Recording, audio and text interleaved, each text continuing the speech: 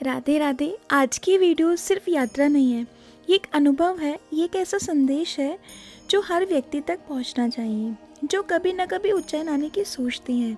अगर आप उज्जैन आए और सिर्फ एक दो मंदिर देखकर लौट जाएं, तो समझ लीजिए आपने उज्जैन को पूरा देखा ही नहीं। इस वीडियो में मैं आपको दिखाऊंगी उज्जैन के वो प्रमुख मंदिर जिन्हें मैंने स्वयं कवर किया है, जो हर एक श्रद्धालु को कम से कम एक बार जरूर देखने चाहिए। अगर आप उज्जैन आए और महाकाल के दर्शन नहीं करें तो आपकी यात्रा अधूरी है। और महाकाल कॉरिडोर इस अनुभव को और भी दिव्य बना देता है।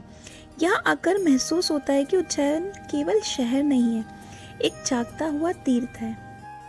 इस महाकाल कॉरिडोर के अंदर ही सुंदर रेस्टोरेंट है जहाँ पर शुद्ध सात्विक खाना मिलता है, तो आप निश्चिंत होकर बिना ऑनियन गार्लिक का यहाँ खा सकते हैं। महाकाल दर्शन के बाद जरूर जाना हरसिद्धि माता मंदिर, जो कि राजा विक्रमादित्य की कुल देवी है। ये वही शक्तिपीठ है जहाँ भक्ति के साथ साथ वीरता और साहस के भी दर्शन होते हैं। और इसी मंदिर के परिसर में विराजमान है करकोटेश्वर महादेव, जो उज्जैन के 84 महादेव में से 10वें स्थान पर स्थित है। और यहीं मिले हमें गणेश जी, जो हर यात्रा को शुभ बनाते हैं। उज्जैन आए और गोपाल मंदिर ना जाएं, ये कैसे हो सकता है। यहाँ द्वारकाधीश श्री कृष्ण अपने राजसी स्वरूप में विराजमान है। इसके बाद संदीपनी आश्रम, जहाँ पर माना जाता है भगवान कृष्ण और बलराम ने गुरुकुल में शिक्षा ली थी। यही सुदामा जी से उनकी मित्रता हुई थी। और साथ के साथ वल्लभाचार्य जी की बैठक भी यहीं पर स्थित है। और कहते हैं यहाँ पे 84 बैठकों की जानकारी है। और एक शांत कुंड आपको आध्यात्मिक रूप से बहुत गहराई से जोड़ देता है।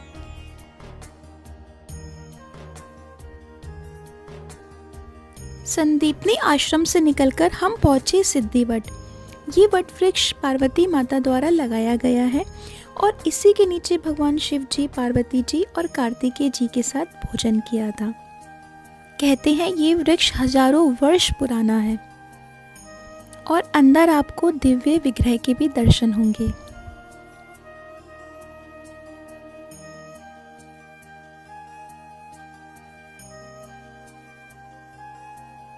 आगे बढ़े तो मिले विक्रांत भैरव।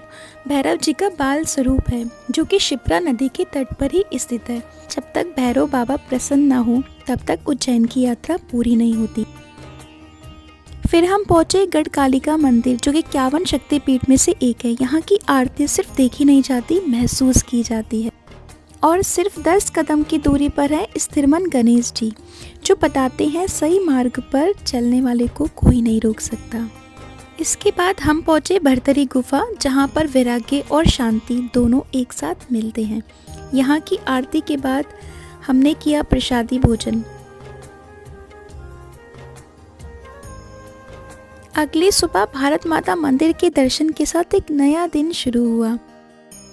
और ये मंदिर महाकाल कॉरिडोर के बीच में ही आता है। भारत माता की इतनी सुंदर प्रतिमा मैंने शायद आज तक नहीं देखी, तो जब भी आप उज्जैन आए तो यहाँ दर्शन जरूर करें। अब हम पहुँचे अंगारेश्वर महादेव। यहाँ पर सुंदर गौशाला भी है। अंगारेश्वर महादेव मंगल ग्रह के स्वरूप में विराजमान है। इसके बाद हम पहुंचे मंगलनाथ मंदिर। कहते हैं यहीं से मंगल ग्रह की उत्पत्ति मानी जाती है। और शायद यही कारण है कि ग्रह शांति और मंगल दोष निवारण के लिए आज भी लाखों श्रद्धालु उज्जैन आते हैं। और इस मंदिर से शिप्रा नदी का खूबसूरत नज़ारा देखने को मिलता है।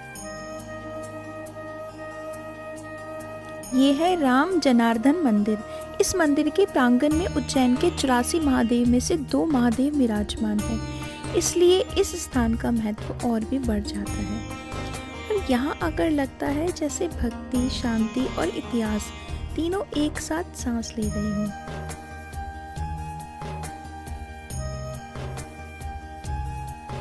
ये है शिवेश्वर महादेव। अगर आप उज्जैन आए तो राम जनार्दन मंदिर अवश्य दर्शन करने जाएं, क्योंकि इसमें आपके 84 महादेव में से 2 महादेव के दर्शन यहाँ होंगे। अब हम पहुँचे अक्रूरेश्वर महादेव। और 84 महादेव में से एक महादेव ये भी हैं। अब हम गए चित्रगुप्त मंदिर, जहाँ कर्मों का लेखा जोखा स्मरण कराया जाता है। ये है चिंतामन गणेश जी। मान्यता है कि यहाँ पर भगवान और लक्ष्मण जी भी दर्शन के लिए आए थे।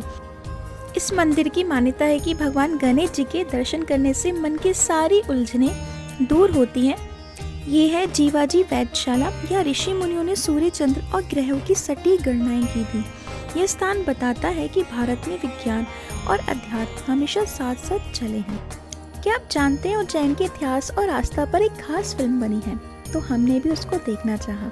इस फिल्म में उज्जैन के मंदिर और प्राचीन परंपराओं को बहुत सुंदर तरीके से दिखाया गया है। प्योर इत्र है मैम, इसमें कुछ केमिकल नहीं मिलाया गया। जैसे आप बाहर से परचेस करते हैं ना तो वो केमिकल मिला देते हैं, ये प्योर शुद्ध है। अच्छा, क्या न्यौछावर आएगी इसकी? ये देखिए कितना सुंदर पेन है, इसमें हाथों से कलाकारी की गई है और इसमें शिव शंकर जी बनाए हुए हैं। मैंने इस यात्रा में उज्जैन के बहुत मंदिर कवर किए हैं, क्योंकि उज्जैन एक दो मंदिर में सिमटने वाली नगरी नहीं है। अगर आप उज्जैन आए तो समय निकालिए और इन सब मंदिर के दर्शन जरूर करने चाहिए।